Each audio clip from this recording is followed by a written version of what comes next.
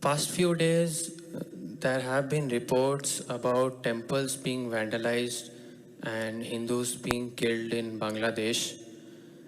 It is disturbing for me that such violence and prejudice is openly inflicted on a community that has been living there for thousands of years.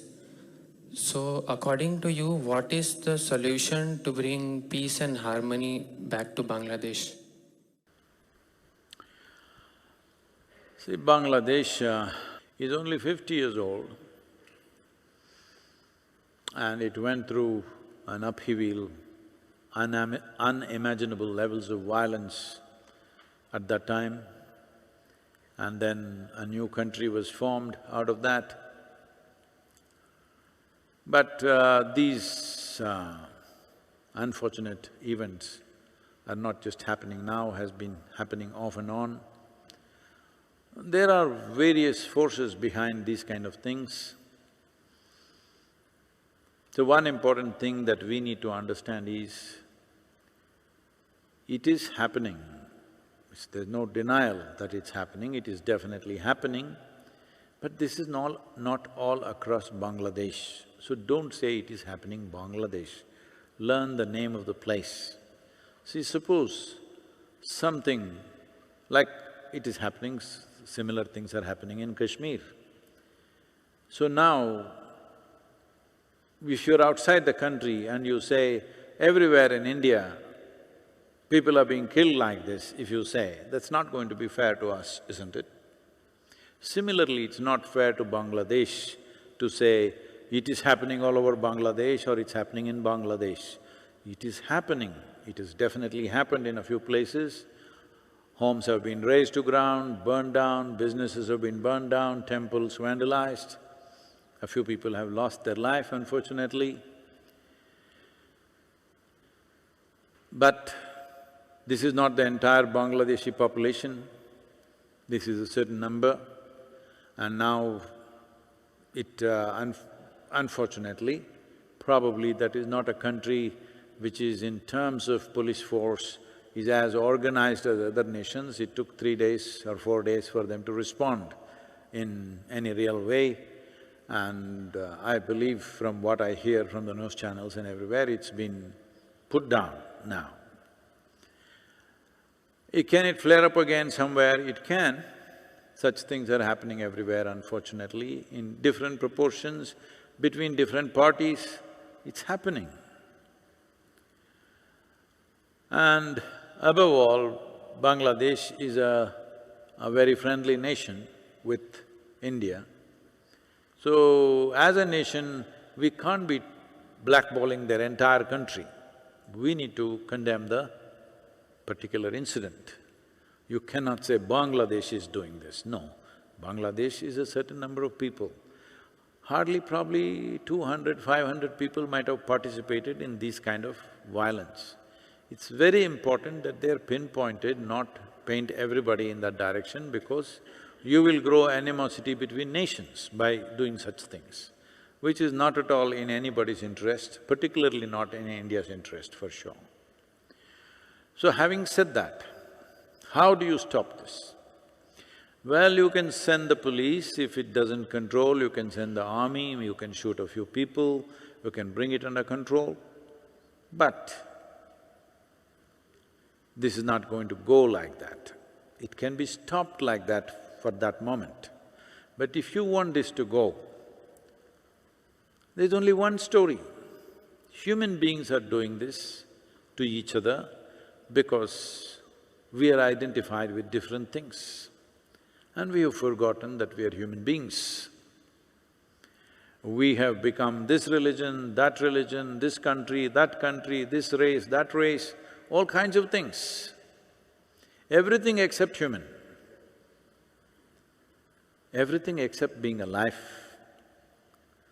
So, this shift of identity from being a narrow sense of identity to a larger or a global or a cosmic sense of identity is a must. See, even you forgot, I told you, be a mother to the world, but you forgot. How many times have you forgotten since then? Hello?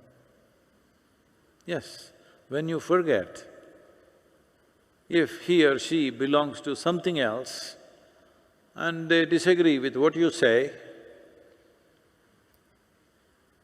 fight will happen. If you are verbally saying harsh things, if things go out of control, hands will rise. If hand is not enough, stick will rise. If stick is not enough, sword will rise. If that is not enough, guns will come, all right? You need to understand, violence is not on the street, violence is in the human mind. What is the source of this? If you look at it, the fundamental source of this is limited identifications that you have created. Because once you create an identity, the whole force of who we are, our intelligence, our emotion, our capability, our strength, everything serves that identity. Well, this may look like too far-fetched. Well, for thousands of years you've tried to settle your problems by beating them down or doing something else. Has it worked? Anytime it can explode all over the place, isn't it? If it has to genuinely work, large-scale raising of human consciousness need to happen. If you're not willing to invest in that, you will suffer this endlessly for always. Will all problems go away tomorrow morning? No. But tomorrow morning when you wake up, will you try to at least eliminate one problem, which is you? Yes. This may look like, oh, this is all philosophy. What do we do with those guys who killed these people? Okay, you go kill them. See, understand this. Right now, somebody there came and killed somebody in your family here. News cycle will run for 24 hours or 48 hours. If it is 5 people dead, 24 hours, 25 people, 48 hours, 100 people, 5 days, 1,000 people, a month. After that, news cycle will forget about it, yes? But the person who lost somebody dear to them, you think they will forget it in their lifetime? Hello? Not only they will not forget it in their lifetime, they will sow the seeds of anger and resentment and hatred in their children's hearts, isn't it? Hello? Yes or no? So, this machoism is not the answer. Are you really concerned? If you're really concerned, you must understand this is a lifelong mission. If you're just one day, it is making you feel guilty, let's go shout a slogan somewhere, otherwise tweet. Tweet something or go and kill somebody. If you're interested in solution, that's not it. Somebody killed somebody and you killed somebody, you're only magnifying the problem. You're not in any way mitigating the problem. So this is a very deep-rooted problem that we have divided the world in the form of nations, in the form of religions, in the form of race, caste, creed. How many ways? As a generation of people, all the young people who are here, as a generation of people, if you don't strive to eliminate that divisions, fight will happen at some point. Today or tomorrow, it will happen.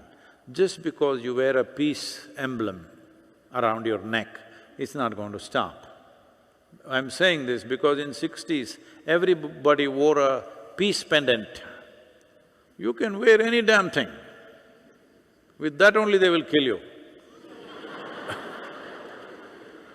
Because if my identity and your identity is absolutely separate, me wanting to put you aside, if you don't go away, to put you down, a natural consequence of strong sense of identity which is not inclusive. If we are not willing to invest our life to solve this problem, there is no solution. I beseech every young person in the world, I want you to understand the most important thing to be done right now is to raise human consciousness. Because what we are referring to as consciousness is not a limited identity, it is a limitless identity. If that doesn't happen, well, as we get more and more equipped, as we get more and more powerful, the numbers that will die will go on increasing.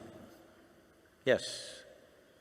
So when yours die, you feel hurt, when theirs die, they feel hurt, and they will carry that hurt and come kill you, you carry your hurt and kill them.